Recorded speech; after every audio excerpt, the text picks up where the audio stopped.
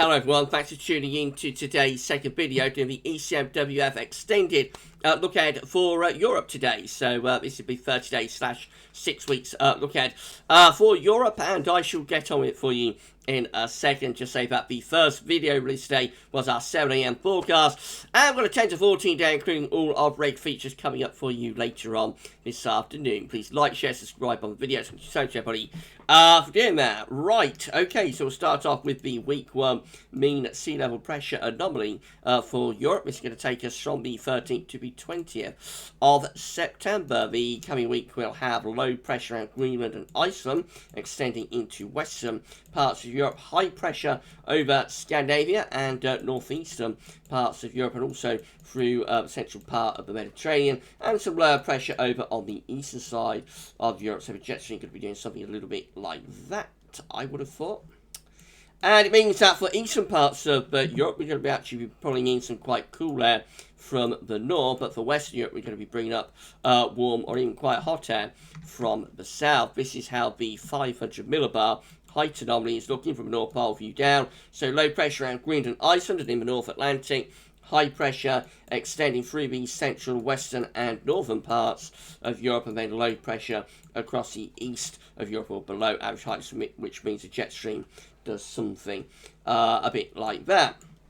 So again, that trough low pressure will pull relatively cool air into the east of Europe, while western and northern Europe have these warm southerly winds. So, east-west split for the temperature anomalies. So, for Scandinavia, particularly Sweden, back to the northwest of Russia, cooler than average temperatures through there, below average temperatures coming up, also extending down into the southeastern part of the Mediterranean. Spain and Portugal, a little bit cooler than average through there, otherwise a warmer than average seen really through most central and western parts of Europe. So, from Ireland, UK and France in west, right way over to Balkans and even to Black Sea, really. Above average temperatures, from west to east, and particularly warm around the Balkans and towards Italy, so again around the Adriatic into North Africa as well. Corsica, Sardinia, we see temperature anomalies around 3 to 6 degrees above average, so really quite hot through those central southern parts of Europe, but warm generally in the west of Europe, to be honest. And the week 1 precipitation anomaly varies from area to area. It does look generally wetter on the western side of Europe, I think. So for Ireland, the much of England and Wales, so France, Spain, Portugal, above average rainfall coming there. It's quite a wet week ahead. Northern Europe looks generally dry, much of Scandinavia, until we get to the extreme north of Europe, northwest of Russia, where it's a little bit wetter. From Denmark towards the northern shores of the Black Sea, a swathe of wetter weather through there, and then it goes drier again around Italy and the Adriatic into the Balkans, down towards Romania, and then on to Greece and those areas a little bit on the drier than average side. Perhaps a bit wetter though through Turkey up to the southern shores of the Black Sea. Right, that's week 1 done. Let's have a look at week 2. This will be the 20th, 27th of September. High pressure takes over, really, from many parts of Europe. So the high pressure is centred around Scandinavia, but we see the ridge also extending down through many parts of Europe, actually. Just lots of high pressure seemingly being signalled there. I'd say the centre is over Scandinavia and northwestern Russia, but most parts of Europe look to be dominated by high pressure there. The 500 millibar height anomaly from the 20th, 27th of September again shows this large area of above average heights through many northern and western parts of Europe in control of weather. Still this area below average heights, so in the east and the northeast of Europe, actually. So again, it remains cooler through there probably. Let's have a look at the temperature anomaly. This is how it looks. Again, a proper east-west split. Most parts of Europe are actually going cooler than average, all the way from Germany eastwards now. It's below average with that temperature anomaly, so a big swathe of Europe goes quite cool, or even, for western Russia anyway, a little bit on the cold side. But west and northwest Europe remain warmer, so it's around average of temperature anomaly for Sweden and also for Norway. For the UK and for Ireland, warmer than average there. Just about warmest part of Europe, really, is the UK and Ireland. And then France, Spain, Portugal, just close to, or maybe even here a little bit cooler than average. The central bar of Med, again, is coming out with slightly above average temperatures. And the precipitation anomaly for week 2 looks drier than average through much of northern Europe. That's where the high pressure is centred, of course. The east and southeastern part of Europe has gone wetter than average. So Adriatic, Balkans to the Black Sea, wetter than average through there. Western parts of the Med and the central part of the Med looks generally a little bit on the drier than average side, and then near normal precipitation, perhaps a bit on the dry side through western and northwestern parts of Europe. Does look quite wet out in the Atlantic, but at this point seems that the high pressure is fending off those areas of low pressure in the Atlantic Ocean. Right, week 3 will take us into October. This is the 27th of September to the 4th of October. ECMWF keeps this high pressure fest going across most parts of northern and also western Europe, so not much to say about that other than high pressure remains well and truly in control, really, across the vast majority of Europe. The 500 millibar height anomaly again shows that we have above average heights, high pressure dominating through, again, the vast majority of Europe. Below average heights weakening, that trough weakening over on the eastern side of Europe as well. The temperature anomaly looks like that. Still an east-west split ongoing.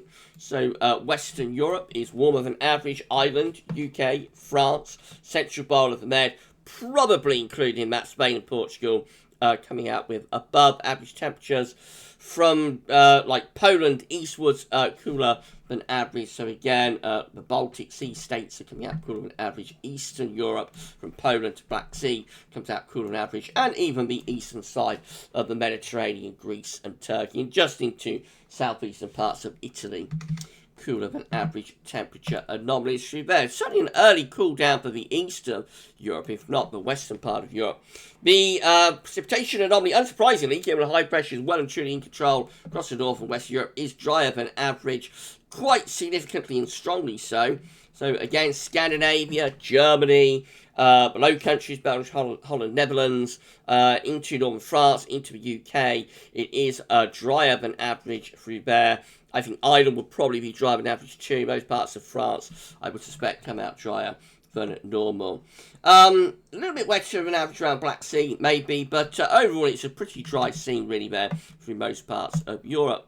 Are we going to get a change? Let's have a look at week 4. This will be the 4th through to the 11th of October. Wow, high pressure just goes on and on and on, dominating the weather across most parts of Europe. It does look very strange, I have to say. This update, you know, looks really, really bizarre in terms of the mean sea level pressure anomaly, with like high pressure seemingly from the UK and Ireland and Portugal and Spain in the west, all the way over towards western Russia in the east. It does look a very, very odd update, this, from the ECM. Could be right, of course, but it does look strange, doesn't it? This is how the week 4 500 millibar height anomaly is looking. Again, just loads of high pressure dominating, particularly centred across northern, central, western Europe. Still that trough is there. It's more towards the west of Russia, though, now. And the temperature anomaly, so the east-west split goes on. So, case of rinse repeat, really, dividing Europe down the middle. So, warmer than average again in west of Europe, most parts of Norway, wetter than average, Denmark, wetter than average. What am I talking about? Most parts of Norway, warmer than average, most parts of Denmark, warmer than average. Much of the Low Countries, into the far west of Germany, France, Ireland, UK, and into Spain and Portugal. Warmer than average in all those areas. Cooler than average in the east. So cooler in the east, warm in the west, again in week 4. And the precipitation anomaly, again, just shows very little change. I suppose it might start to get a little bit wetter, perhaps to the far west of the UK and Ireland. But really, most areas still look significantly drier than average, really, in that week. Right, week 5, so that's a 30-day look ahead done. Let's have a look at weeks 5 and 6 data before we go, because why not? This is the week 5 mean sea level pressure on the 11th to the 18th of October. Still quite a bit of high pressure, maybe size it is beginning to weaken a little bit. Getting to the middle of October, we might start to weaken high pressure a little bit. It doesn't actually show low pressure in the north and the west of the Atlantic, but maybe we're weakening high pressure slightly. The 500 millibar high anomaly actually sort of goes against that idea completely, and still has lots of above average heights across West Europe. The difference is that it is becoming centred a bit more in the North Atlantic, I suppose, but still, you know, ongoing high pressure signals. The temperature anomaly looks like that. East-west split, cooler altitude east, warmer altitude west, and the precipitation anomaly week 5. Weakening signals, probably most areas still a bit on the drive and average side, but if anything. And then finally, week 6 will be the 18th, 25th of October. So high pressure more towards the east and southeast of Europe, perhaps at this point. It could be a little bit of a change, perhaps, with a little bit more of an Atlantic flow. Let's have a look at the 500 millibar height anomaly.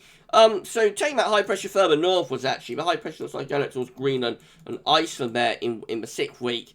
That might start to allow something a bit cooler and more unsettled into the north and the west of Europe. The temperature anomaly, still a warmer average, particularly so west of Europe, and the precipitation anomaly, 18th, 25th of October, no particular signal.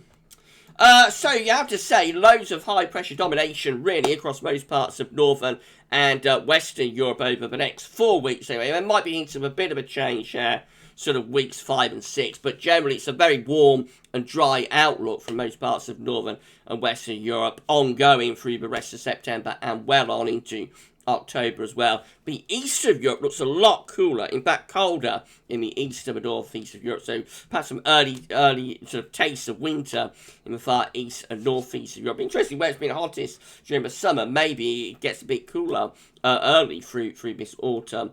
But west of Europe looking generally dry and really warm as well. It is quite a bizarre update from the ECM Extended today, so we'll see what it's showing on Friday when we do our next extended look at, focusing specifically on the UK and Ireland. But that's your European outlook for this week. Please like the video if you've enjoyed it and found it informative, and we'll be back later on with your 10 to 14 day that's going to include all regular features. So come back for that then. For this 30-day look ahead with the EC Extended, that's all for now, and thanks for watching.